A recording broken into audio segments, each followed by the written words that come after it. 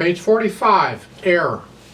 This is a theme from the first movement of a Mozart sonata. This is a beautiful piece. I encourage you to go listen to it somewhere. Search it out.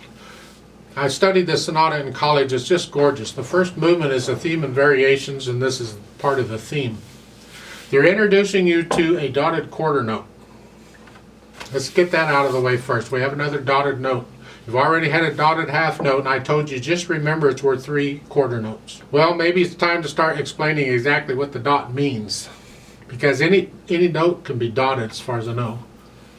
And simply put, the dot is half the value of the note, and you put the two together for the full length. Remember, a half note gets 2 counts. When a quarter note gets 1, a half note gets 2 counts. Well, a dot in that case would get 1 count, and you put them together, it's 3 counts. That's why I said dotted half notes worth 3 quarter notes. Well, now we got a quarter note. Well, a dotted quarter note. Well, we got something on it. Quarter note's 1 count. That means the dot is worth half a count. Put them together, the whole thing is 1.5 counts. That's it. It's the same rule for any note. So here you have a C sharp and a D. Okay, there's using third finger, it's alright. So it's 1 and 2 and. 1 and 2 and. They show you it's like a quarter note and an eighth note tied together, where the dot represents the eighth note. So the quarter note is on beat 1, the dot is on beat 2, and then whatever comes after it is on the and of 2. 1 and 2 and 3 and 1. And that's the dotted rhythm. All dotted rhythms work the same way. You can figure them out if you just count it out. The dot's half the value of the note. So let's look at this right hand now. Forget the rhythm. Let's make sure we get the notes. We're here to start, and then we got these.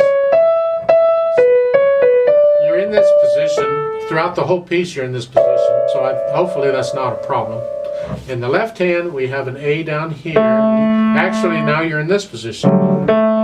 Just don't read these finger numbers, please. Cross out the finger numbers if you have to. They're distracting. Just make sure you can know the names of these notes, because it is a mistake just to read these finger numbers like this. They're only there to give you a guide as to where to put your hands, and really all you need is the first note. In this case, because you're not moving around. Then put the hands together. 1 and 2 and 3 and. 1 and 2 and 3 and 2. Don't forget the G sharp. And 2 and 3.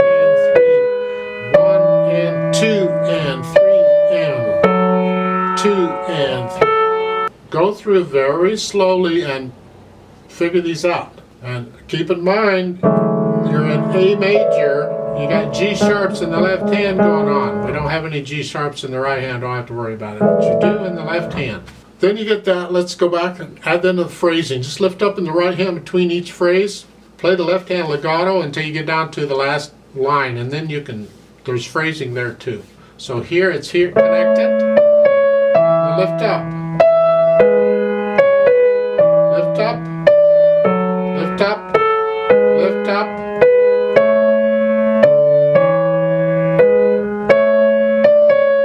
Down to the last line, both hands.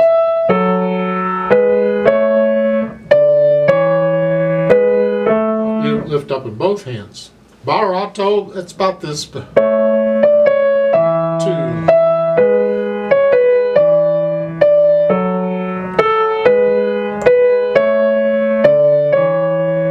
Dynamic wise, it's the melody. Keep the left hand soft, sort of soft.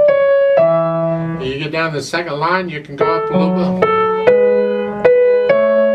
I continue to go up, and then you come down.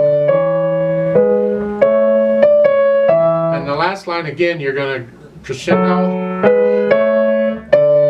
then come down. Get to know the piece first, and then add the dynamics. You got to feel the dynamics. What they're giving you is just a general guide.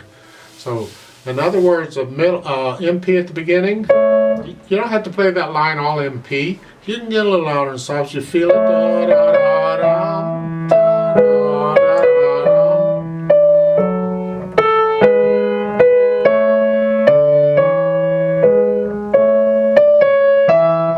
the crescendo in it. So if you haven't, make sure you go do my scale video on A major scale. Learn the scale 1 octave up and down with the fingering for the scale, not tetrachords. Use the actual fingering for the scale. Go nice and slow, go at your speed, it doesn't matter. What is important is that you get comfortable playing that A major scale. I don't care where you play it, it doesn't matter. It's got to be smooth and even. You can go as slow as you want, doesn't matter, but learn the scale. Let's play this together very slowly to make sure we have the notes and the rhythms. I'm not going to do the dynamics, so just the notes and the rhythms. I'll give us 3 counts. 1, ready, go. 1 and 2 and 3 and 1, 2.